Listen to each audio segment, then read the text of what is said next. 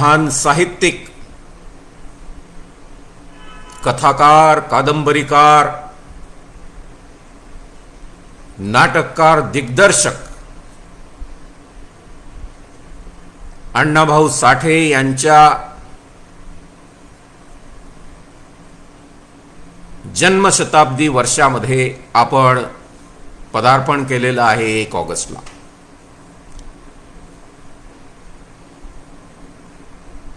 दीड दिवसाची फक्त शाळा शिकलेला माणूस, 1920 सालचा जन्म, 69 सालचा मृत्यू, उण्यापुऱ्या 49 वर्षाच्या आयुष्यामध्ये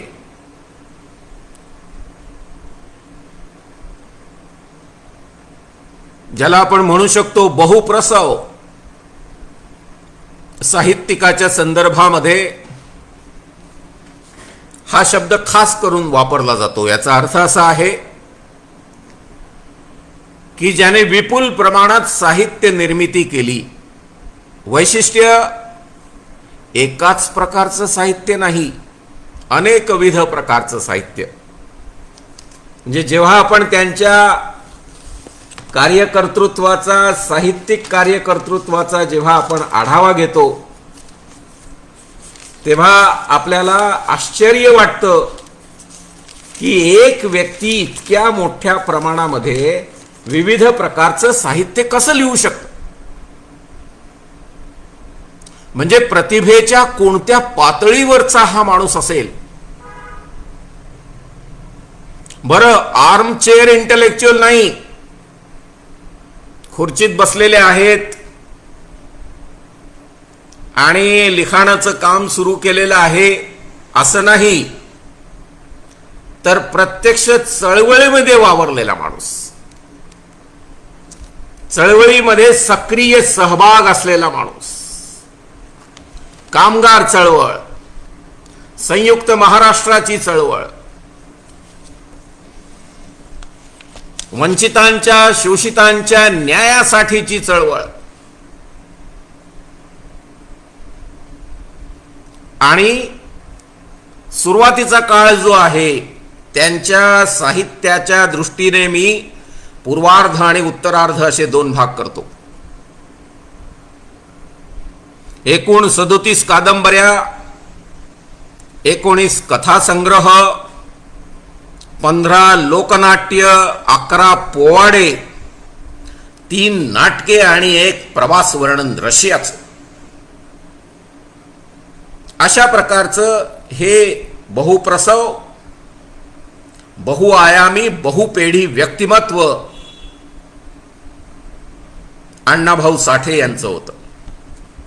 आणि खरंच आम्हाला महाराष्ट्राला अण्णाभाऊ साठेंचा सार्थ अभिमान आहे. जो माणूस शिकला नाही शाळेमध्ये, ज्याने स्वतःला घडवलं स्वतःच्या पद्धतीने, स्वतःच्या स्त्रोतांमधून, आणि त्यानंतर स्वतःला अभिव्यक्त केलं. 27 भाषांमध्ये ज्यांचं साहित्य भाषांतरित झालेलं आहे असं हे महान व्यक्तिमत्व त्यांच्या 100व्या शताब्दी वर्षामध्ये आज आपण आहोत. आम्हाला या गोष्टीचा प्रचंड आनंद आहे. परंतु एका गोष्टीचं मात्र मनामध्ये आमच्या सल आहे, खदखद आहे,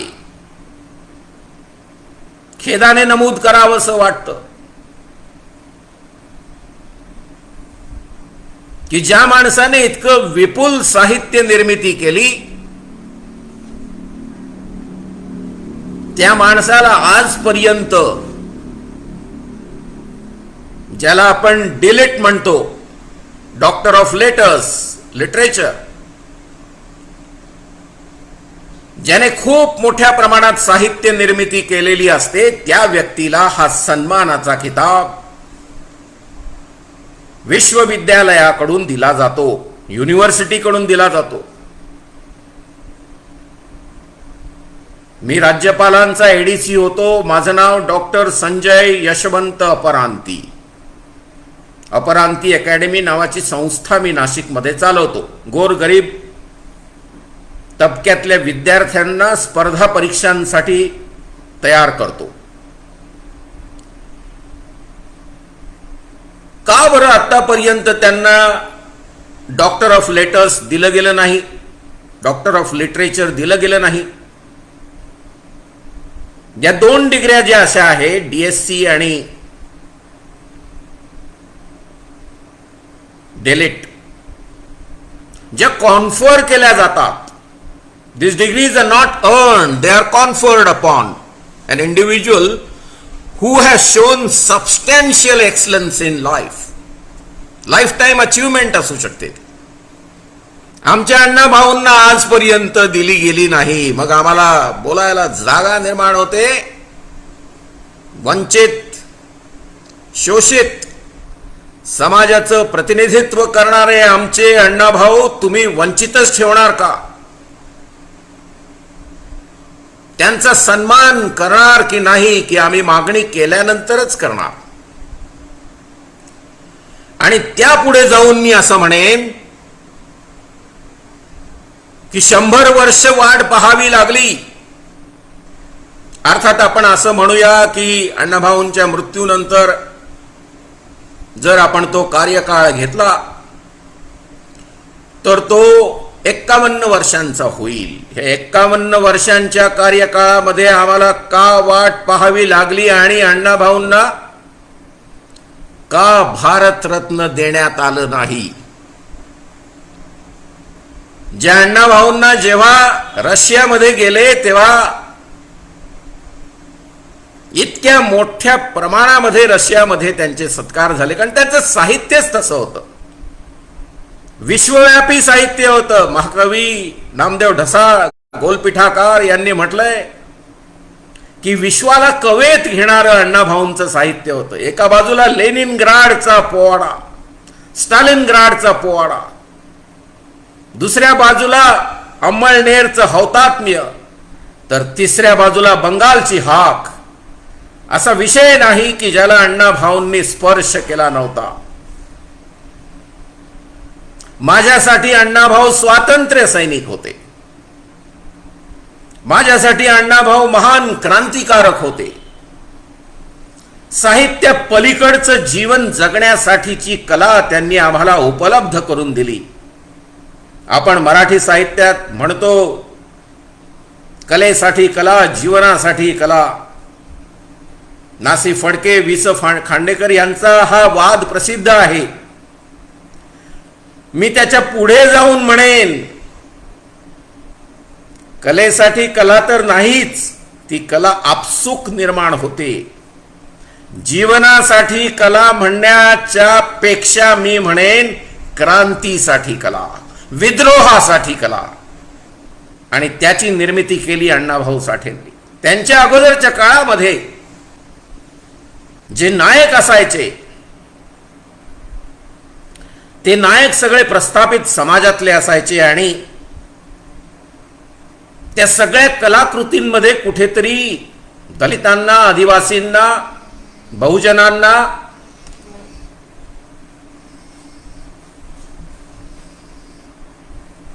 दुय्यम दर्जा दिला जायचा. काहीतरी ओबडधोबड, ओंगळवाणं, अश्रित, स्वतःचं मत नसलेलं असं व्यक्तिमत्व दाखवण्याचा प्रयत्न केला जायचा, अवमानित केलं जायचं. अण्णाभाऊंच्या कवितेमध्ये याचा उल्लेख आहे. म्हणून मी हे मुद्दामहून त्याचं वर्णन करतो. या सगळ्याला अण्णाभाऊंनी इतका सुंदर प्रकारे टर्न दिला की या शोषित, वंचित, सर्वहारा समाजातून त्यांनी नायक उभा केला. आणि त्यांचा नायक जी गाजलेली कादंबरी फकीरा, ज्याच्यावर चित्रपट आला, वारणेचा वाघ ज्याच्यावर चित्रपट आला, सत्तू भोसला, फकीरा मांग,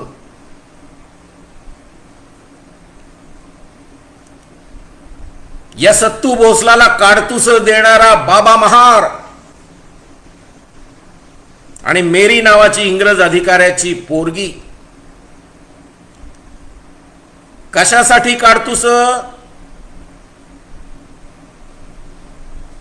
इंग्रजांच्या विरुद्ध लढा करण्यासाठी, उभारण्यासाठी, सावकारीच्या विरुद्ध लढा उभारण्यासाठी, गोरगरिबांना अन्न देण्यासाठी, भरलेली गोदामं फोडून गोरगरिबांपर्यंत अन्न पोहोचवण्यासाठीचा लढा. फकीरा वाचताना तर आपल्यामध्ये फकीरा संचारतो.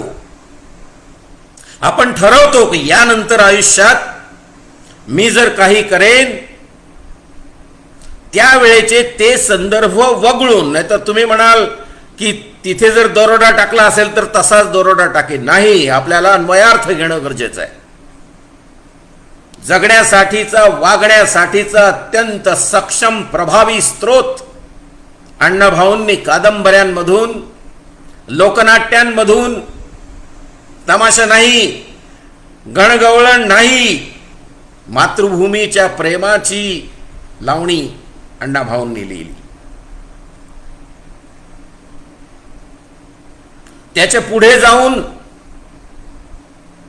अण्णाभाऊंच्या कथांमध्ये आपल्याला विज्ञानवादी कथा दिसतात. आपल्याला सर्वहाराचं दुखणं मुक्त होण्यासाठीच्या कथा दिसतात. एक आर्थिक सर्वहारा, दुसरा सामाजिक सर्वहारा. आणि त्या पुढे जाऊन उत्तरार्धामध्ये अण्णाभाऊ डॉक्टर बाबासाहेब आंबेडकरांच्या प्रभावाखाली येतात. बघा, म्हणजे त्यांचे व्यक्तिमत्वाचे आदिबंध आपण जर शोधले तर आपल्याला पहिल्यांदा महात्मा फुल्यांचं स्मरण करावं लागेल.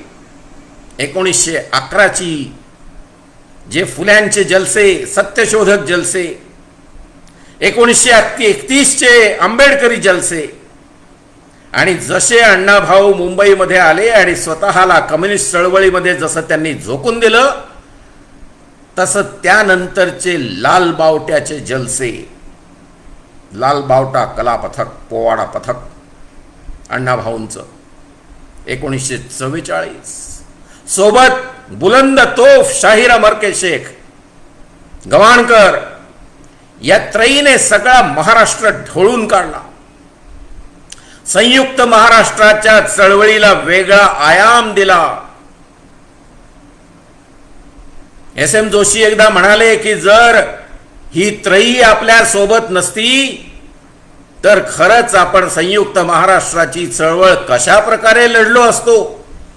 बघा, कलेमधून काय, कलेसाठी कला, जीवनासाठी कला नाही, कलेमधून क्रांती, महाराष्ट्राची निर्मिती. ज्या माणसाने महाराष्ट्राच्या निर्मितीमध्ये सिंहाचा वाटा ज्या व्यक्तीचा आहे, देशप्रेमासाठी लिहिलेल्या सगळ्या कथा, कादंबऱ्या, निर्माण केलेली व्यक्तिमत्व, ज्या आधारे जनसामान्य प्रभावित झाले, त्यानंतरचे लढे, त्या आधारे उभारले जाण्यासाठीचं जे साहित्य, मग का म्हणू नये अण्णाभाऊंना स्वातंत्र्य सैनिक? मग का म्हणू नये अण्णाभाऊंना संयुक्त महाराष्ट्राचे निर्माते? आणि अशा प्रकारचा स्वातंत्र्य सैनिक, लढवय्या नेता, अशा प्रकारचा महाराष्ट्राचा निर्मात्यांमधला प्रमुख शिल्पकार का मिळू नये त्यांना डिलीट, आणि का मिळू नये त्यांना भारतरत्न? अण्णाभाऊ साठेंना भारतरत्न मिळालंच पाहिजे अशी आग्रही भूमिका मांडण्यासाठी मी आपल्या समोर आहे. सुरुवातीला त्यांच्यावरती जो पूर्ण प्रभाव होता तो कामगार चळवळीचा, कारण कोहिनूर मिलमध्ये त्यांनी काम केलं 2-1 वर्ष. 42ला आले, 44 पर्यंत. नंतर जे झोकून दिलं कम्युनिस्टांच्या चळवळीमध्ये, आणि सर्वहारा वर्गासाठीच लिखाण सुरू केलं, ज्यातून सर्वहारा वर्गाची मुक्ती झाली पाहिजे.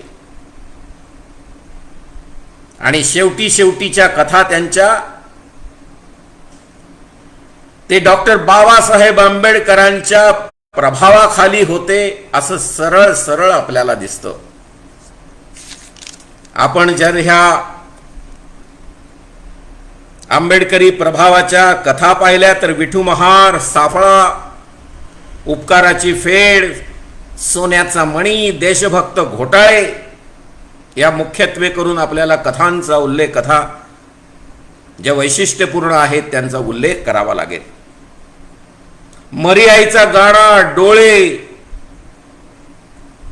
बरबाद्या कंझारी, चिखलातील कमळ या त्यांच्या विज्ञानवादी कथा. मार्क्सवाद, विज्ञानवाद, सत्यशोधकीय पूर्वपीठिका, आंबेडकरवाद, जी त्यांची फकीरा कादंबरी आहे, ती फकीरा कादंबरी डॉक्टर बाबासाहेब आंबेडकरांच्या झुंजार लेखणीस त्यांनी अर्पित केलेली आहे. बघा कसं कनेक्शन. हे अण्णाभाऊ साठे बाबासाहेब आंबेडकरांविषयी लिहितात.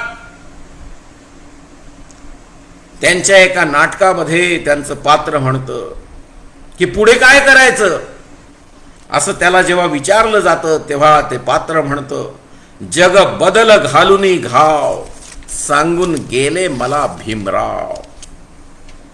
गुलामगिरीच्या या चिखलात ऋतून बसला का ऐरावत. गुलामगिरी, महात्मा फुलेंचं साहित्य. गुलामगिरी, त्या गुलामगिरीच्या या चिखलात ऋतून बसला का ऐरावत. अंग झाडूनी निघ बाहेरी, घे बिनीवरती धाव, सांगून गेले मला भीमराव. धनवंतांनी अखंड पिळले, धर्मांधांनी तसेच छळले. मगराने जणू माणिक गिळले, चोर जाहले साव. काय जबरदस्त प्रेरणा आहे पहा. तरुण पिढीसाठी त्या काळातल्या काय प्रेरणा असेल ही. मरगळ झटका. या लोकांनी हेतुपुरस्सर तुम्हाला शोषित, वंचित, सर्वहारा बनवलेला आहे. तुम्ही बनलेले नाही आहात. जसं कार्ल मार्क्सने कम्युनिस्ट मॅनिफेस्टो मध्ये म्हटलं होतं, workers of the world unite, you have nothing to lose but your compulsory chains. काय म्हणतात अण्णाभाऊ, अंग झाडूनी निघ बाहेरी, घे बिनीवरती धाव. कार्ल मार्क्सचं तत्वज्ञान तसंच्या तसं आपल्या ओघवत्या भाषेमध्ये जनसामान्यांपर्यंत इफेक्टिव्ह पद्धतीने पोहोचण्यासाठीची साहित्य निर्मिती, त्यांना मी द्रष्टा म्हणतो. जो समाजाला आकार देतो, एक वेगळा आयाम देतो आणि समाजाला विद्रोहाकडे जाण्यासाठीच एक टॉनिक देतो असं म्हणेन मी. ते अण्णाभाऊंनी दिलं. पुढे म्हणतात, ठरवून आम्हा हीन कलंकित, जन्मोजन्मी करून अंकित. जिणे लावूनी वर लादुनी वर अपमानित, निर्मून हा भेदभाव. हा सगळा जातीप्रथेचा भेदभाव तुम्ही निर्माण केला आणि आम्हाला कायमचे कलंकित, अपमानित ठेवले. या सगळ्यातून बाहेर निघ. हे दलिता, हे शोषिता, हे वंचिता, हे सर्वहारा, you have nothing to lose but your compulsory chains. वाह, काय वर्णन आहे. कार्ल मार्क्स कशा प्रकारे त्यांनी उतरवला जनसामान्यांपर्यंत, किती प्रभावीपणे. आणि हाच माणूस फकीरा आणि सत्तू भोसला आणि मळू महार, मळू मांग यांच्या द्वारे स्वातंत्र्याच्या चळवळीमध्ये जीवाच्या आकांताने निळू मांग सत्तू भोसला निळू मांग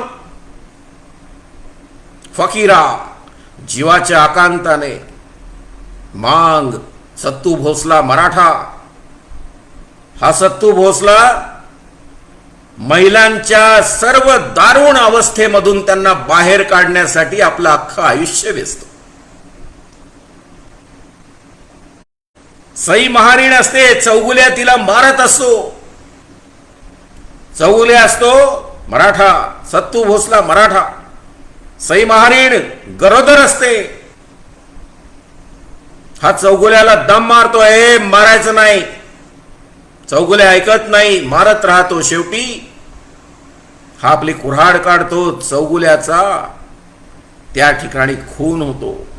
बघा, एक मराठा दुसऱ्या मराठ्याच्या संदर्भामध्ये असा विचार करत नाही की हा मराठा आहे, असा विचार करतो की हा एका स्त्रीला अपमानित करतोय, तिला मारतोय, याला शिक्षा दिलीच पाहिजे.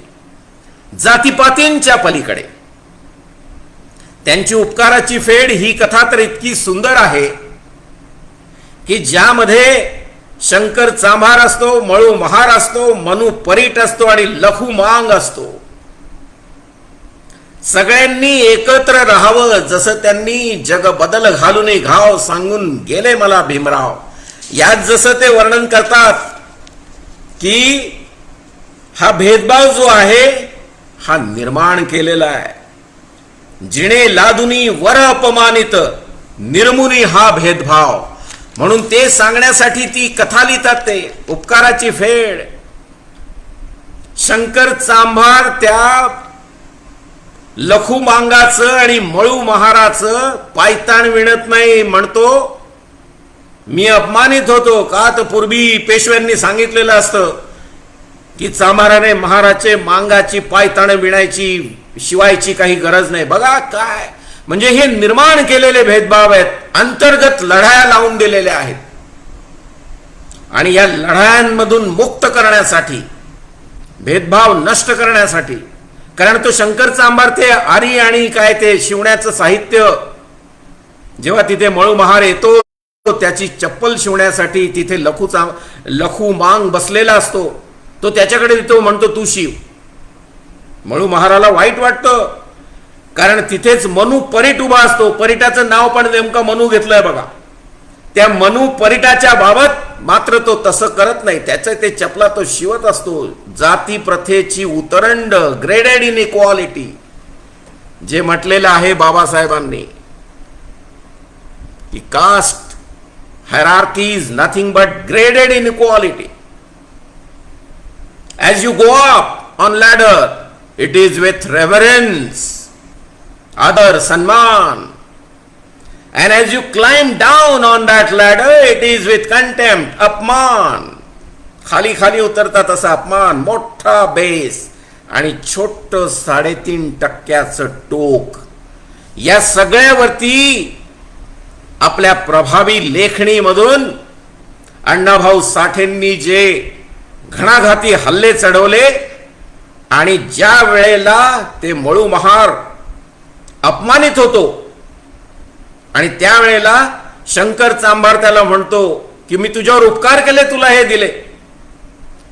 खरं तर सगळ्या लोकांनी ही कथा एकतेसाठी वाचणं गरजेचं आहे.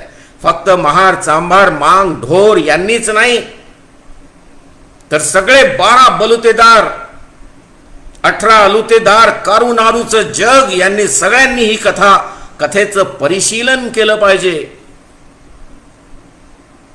ज्यामध्ये फार मोठं विज्ञान लपलेलं आहे. मनोवैज्ञानिक विश्लेषण या कथेचं होण्याची गरज आहे. ज्या वेळेला चांभाराची म्हैस मरते तेव्हा तो मळू महाराला सांगतो म्हैस मेली. मळू महार म्हणतो हे दोऱ्या घे आणि ह्या काठ्या घे आणि ओढून ने तुझी म्हैस, मी तुझ्या उपकाराची फेड करण्यासाठी हे म्हणत आहे. बघा, त्यातून त्यांनी हे म्हटलेलं आहे की निर्माण केलेलं आहे, यातून मुक्त व्हा, बाहेर या. अशा प्रकारचा एक विद्रोहाचा सल्ला, एक समानतेचा सल्ला, स्वातंत्र्याचा, बंधुतेचा आणि देशासाठी बलिदान करण्याचा सल्ला ज्या वेळेला निळू मांगाला विचारलं जातं की तुला शिक्षा द्यायची कशी, तो म्हणला तोफेच्या तोंडी घ्या मला आणि उडवा, कमीत कमी निळू मांग तुमच्या तोफेच्या गोळ्याच्या किमतीपेक्षा जास्त आहे, जगाला कळू द्या. अरे काय संदेश आहे. अशा प्रकारचं बहुआयामी बहुपेढी व्यक्तिमत्व असलेल्या अण्णाभाऊ साठे यांच्या शताब्दीच्या वर्षामध्ये त्यांच्यासाठी माझी 2 गोष्टींची मागणी आहे. एक आहे भारतरत्न आणि दुसरा आहे डिलेट. या 2 गोष्टी अण्णाभाऊ साठेंना मिळाव्या. किंबहुना मी असं म्हणेन की ह्या गोष्टी मिळाल्याच पाहिजेत. या महाराष्ट्राच्या निर्मितीमध्ये अण्णाभाऊंचं योगदान काय आहे. पुण्यामध्ये सभा होती, एस.एम. जोशी, नाग गोरे, सगळी महत्वाची माणसं स्टेजवर चालली होती. ज्यांच्याकडे काम दिलं होतं तितक्यात अण्णाभाऊ आले. तर अण्णाभाऊंना स्टेजवरती जाऊ देईना एक तिथला माणूस ज्याच्याकडे काम दिलं होतं. तर अण्णाभाऊ म्हटले ठीक आहे, मी इथे उभा राहतो. तितक्यात एस.एम. जोशी आले, नाग गोरे आले. एस.एम. जोशींनी पाहिलं, अण्णाभाऊ काय करता तुम्ही इथे, चला स्टेजवर. मग त्या व्यक्तीला सांगितलं, अरे हे अण्णाभाऊ आहेत, यांना थांबवतोस. त्यानंतर अण्णाभाऊ स्टेजवर गेले. जेव्हा कार्यक्रम संपल्यानंतर त्या व्यक्तीने अण्णाभाऊंची माफी मागितली, तेव्हा त्यांनी म्हटलं काही काळजी करू नको. त्यावरती ते चिडले नाहीत. इतका संयत स्वभावाचा माणूस. विचार करा, बाबासाहेबांच्या चळवळीने इतका प्रभावित झाला होता की बनाबाईची कथा या निमित्ताने मी आपल्याला सांगू इच्छितो. सोन्याचा मणी, बनाबाई गावाहून शहरात आलेली असते तेव्हा एक सोन्याचा मणी घेऊन येते. तिला असं वाटतं, म्हातारी असते, की मरताना सोन्याचा मणी जर तोंडामध्ये ठेवला तर मला स्वर्ग प्राप्ती होईल. स्वर्ग, नरक, अमक तमक सगळं ज्या बुरसटलेल्या कल्पनांनी भारतीय माणसाचं डोकं भरलेलं आहे, त्यात बनाबाई काही अपवाद असू शकत नाही. त्याच वेळेला बाबासाहेब गेलेले असतात, त्याच्यानंतरची निवडणूक आलेली असते आणि जलसे जोरात सुरू असतात. कार्यकर्ते प्रत्येक दाराशी जाऊन वर्गणी मागतात, मदत करा इलेक्शनसाठी. त्यावेळेला बनाबाईच्या मनामध्ये एक फार मोठं काहूर उठतं. ती आपला सोन्याचा मणी जो कनवटीला बांधलेला असतो ती चाचपून बघते, त्यांच्याकडे बघते, चाचपून बघते, त्यांच्याकडे बघते. शेवटी निर्णय घेते, बाबासाहेबांच्या चळवळीसाठी, स्वर्गाचं दार उघडण्यासाठी जो मी मणी ठेवला होता, मी तो त्या चळवळीला देईन. काय सांगतायत अण्णाभाऊ यातून. डॉक्टर बाबासाहेब आंबेडकरांचा कोणत्या पातळीवरचा प्रभाव अण्णाभाऊंवरती होता. अशा प्रकारचे अण्णाभाऊ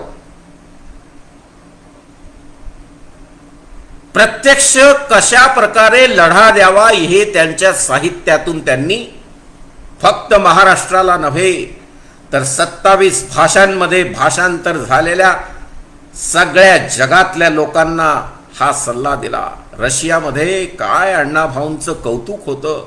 नेहरू जेव्हा रशियाला गेले तेव्हा पत्रकार परिषदेमध्ये पत्रकारांनी विचारलं, आम्हाला सांगा राज कपूर आणि अण्णाभाऊ साठे यांचं काय चाललंय, कसं चाललंय. नेहरू राज कपूर यांच्याविषयी सांगू शकले, पण अण्णाभाऊ साठे यांच्याविषयी काही सांगू शकले नाही. नेहरू त्यावेळेला खजील झाले. परत आल्यानंतर महाराष्ट्राच्या राज्यपाल महोदयांना, मुख्यमंत्र्यांना त्यांनी सांगितलं की मला अण्णाभाऊ साठेंची भेट घ्यायची आहे, त्यांची मलबार हिलला व्यवस्था करा राहण्याची. मुख्यमंत्र्यांनी अण्णाभाऊंना सांगितलं मलबार हिलला बंगला मिळेल तुम्हाला. अण्णाभाऊ म्हटले, नो, नथिंग डुईंग. मी असा आश्रित असू शकत नाही. मी चिराग नगरच्या झोपडपट्टीत राहतो, तिथे माझा समाज आहे, तो मी समाज सोडणार नाही. आजच्या घडीला कुणाच्याही वळचणीला बांधल्या जाणाऱ्या कार्यकर्ते नेत्यांनी यातून धडा शिकला पाहिजे. अण्णाभाऊ हे द्रष्टे होते.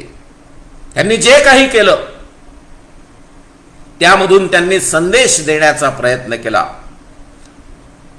बंधूंनो, भगिनींनो, अण्णाभाऊंच्या सर्व कथांचं वाचन करणं आणि अभ्यासक्रमामध्ये त्या कथा सिरियली या वर्षी पूर्ण वर्षभर वाचल्या जाणं, मी असं म्हणेन की हा कोविडचा जो आपला घरी बसण्याचा काळ चालू आहे त्या काळात तरी ह्या कथा वाचणं गरजेचं आहे.